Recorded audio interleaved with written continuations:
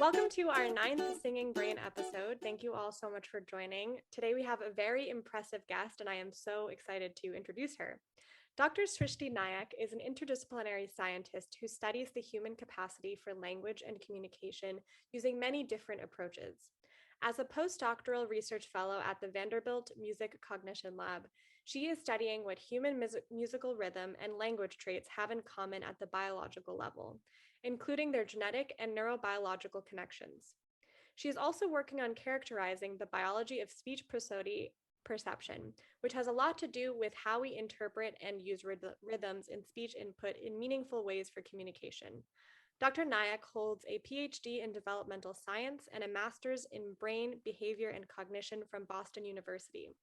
Her PhD work investigated how language experiences such as bilingualism influence the development of executive function processes in the brains of young children.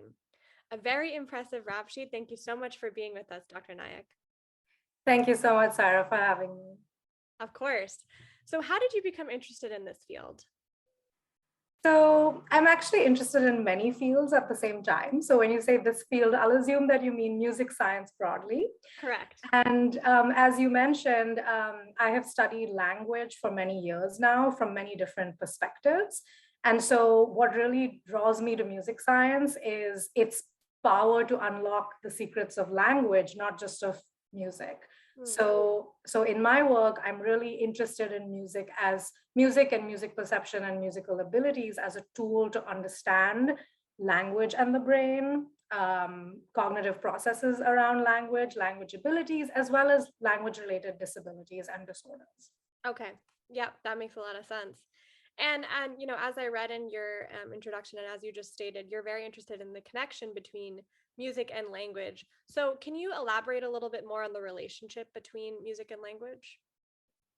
Sure. So I would say there's a whole part of the field that looks at what music as an input and language as an input that human beings deal with on a daily basis, what those two have in common. So that's a really big question, and there's many people sort of working on that. And there are many structural elements of the musical and linguistic input that are very similar, where little pieces make up bigger pieces, like syllables make up words, and then words make up phrases, and similarly in music. So that's definitely one big piece of what music and language have in common.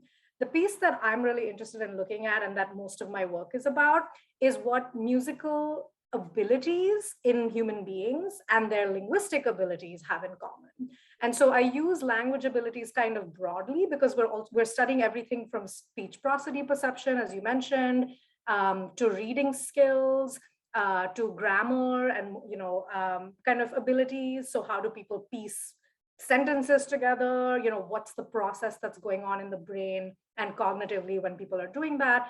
And so what we're finding in that link between musical abilities and language abilities is that there are many pieces of what makes us good at music that are also related to the pieces that make us good at linguistic activities.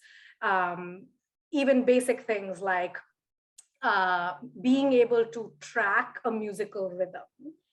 You would be surprised at how important that is for example, children learning how to read. They are actually listening to rhythms in the speech that they're hearing.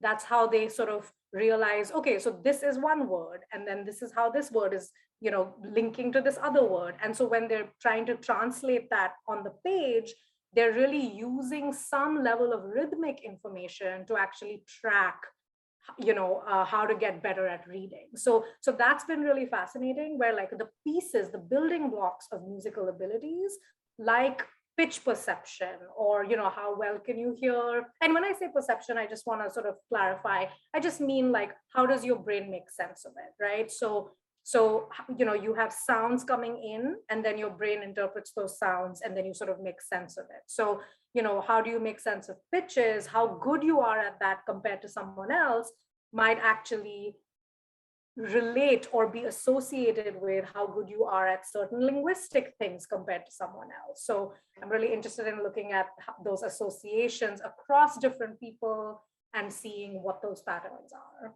Yeah, that makes a lot of sense. So there's some sort of correlation. You're exploring that correlation between music Mm-hmm. and language and what makes people good at both almost.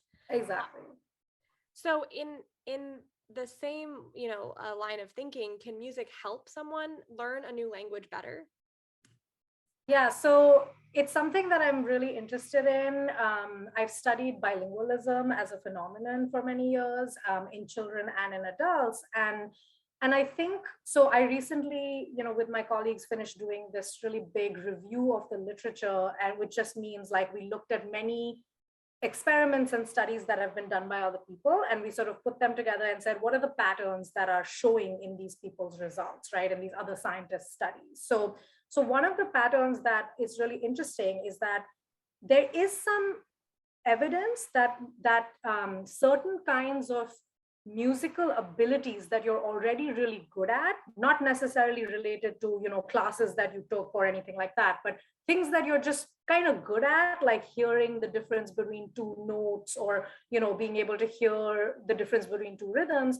Those kinds of musical abilities might give you a little bit of an upper hand when you're learning a new language from scratch, but it seems to be kind of limited to like, can you hear the sounds of the new language really well, when you're learning a new language, if you've had experience sort of learning a new language, not when you're a kid, but like when you're a little bit older, sometimes the sounds kind of sound very same, like between two Right. words, but actually the people who speak that language natively are like, oh, those are totally different sounds. Sure. Right? So those kinds of contrasts in the sounds of the new language might be a little bit easier if you're already better at certain kinds of musical skills. And so it's yet to be determined if you're going to get some wholesale upper hand in learning new languages, but there's a lot of little things that can improve your experience of learning that new language, and that might pay off in some way. Got it. I mean, of course, because science is always messy. There's no black and white answers. And that is interesting what you said about the difference in almost tones between speaking. Some people can recognize it, and the people that are not native speakers may not be able to. I took Mandarin in high school, and all the tones it's incredibly musical. And I found that growing up with a more musical background, I was able to differentiate the tones.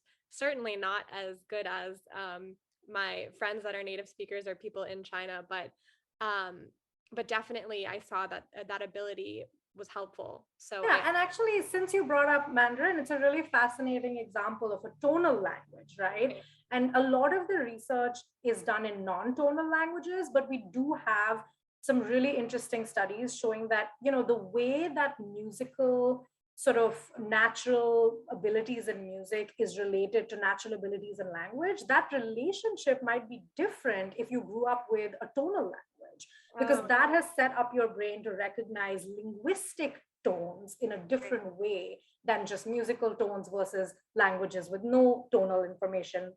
They have some tonal information, but the tonal information is not linguistic in nature, right? So that's a really fascinating emerging sort of field of research where there's a few studies showing some really exciting results.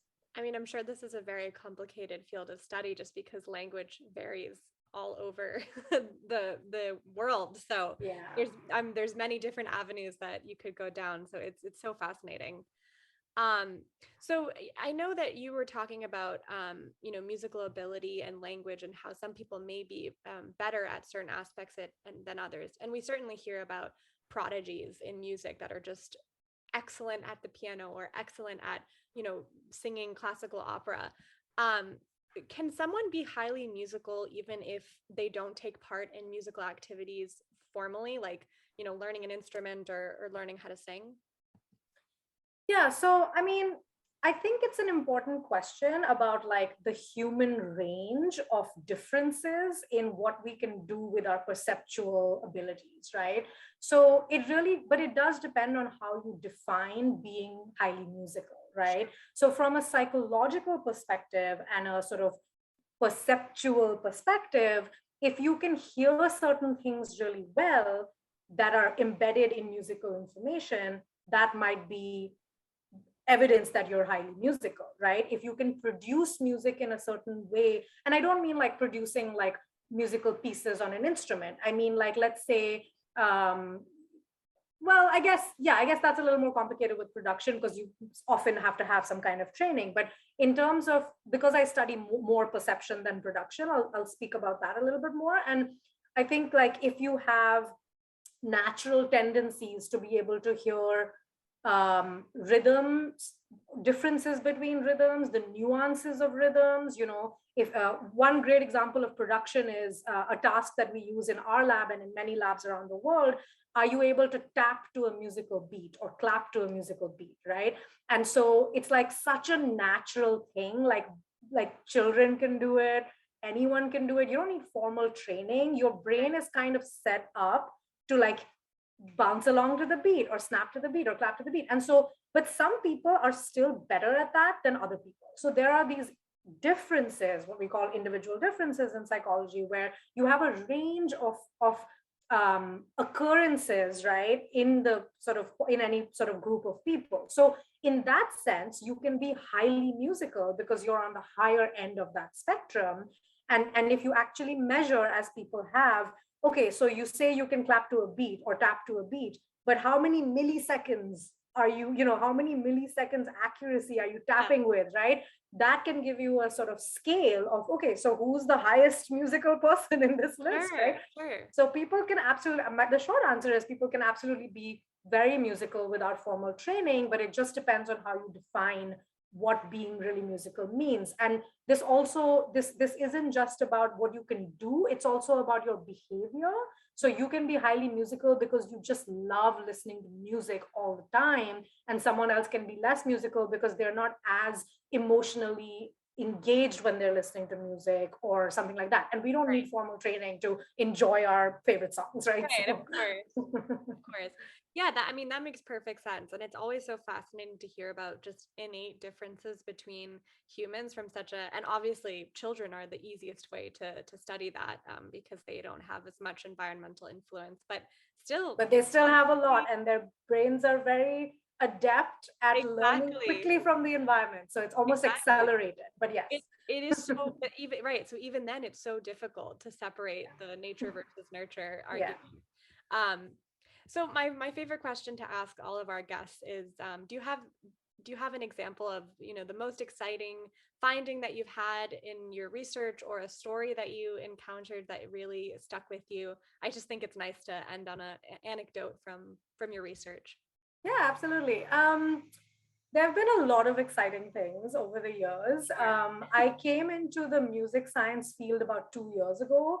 So something that sticks out to me is kind of realizing the power of this relationship between sort of rhythmic skills and language related, both abilities and language related disorders. So one of my projects, the analyses kind of showed that, we had a speech rhythm perception task where we just give people like a list of words, and we're like, where's the main stress or the main emphasis in the word, right? So if I say civilization, the stress is like on the Z, like civilization, right? So just by doing this simple test, which was like 10 minutes, we were actually able to see in like about 12 to 1500 people that you could use their scores on the speech rhythm test to predict the likelihood of them having dyslexia, that they had reported to us. Everyone had told us whether they've ever been diagnosed with dyslexia or not.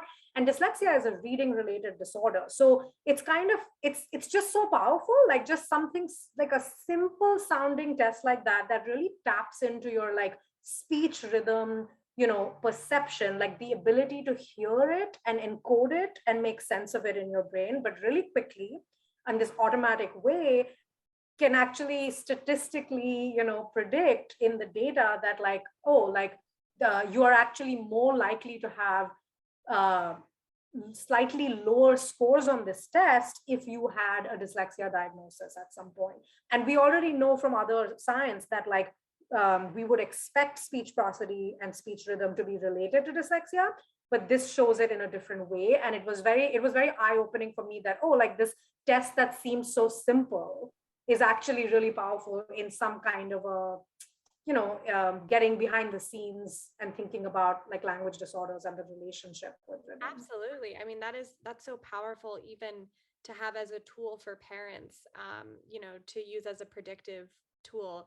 I mean, obviously, I'm sure more research is needed to um, corroborate, but that is such a powerful step in language disorders and relating that to rhythm as well. Yeah, and it has a lot of potential, and you're spot on that, like, if we can get the science to a level where it can actually be reliable as an early predictive tool, it can help, not only families, but also, speech language therapists or, Right. anyone working in the reading space or the reading disorder space and schools, education. It has a lot of potential. Yeah. Well, thank you so much for shining a light on music and language. This has been a really fascinating discussion, and I'm sure our viewers are going to take a few things away from this, I can imagine. But yeah, thank you for taking the time out of your busy schedule. It's been really Thank you so much, Sarah. It was good fun.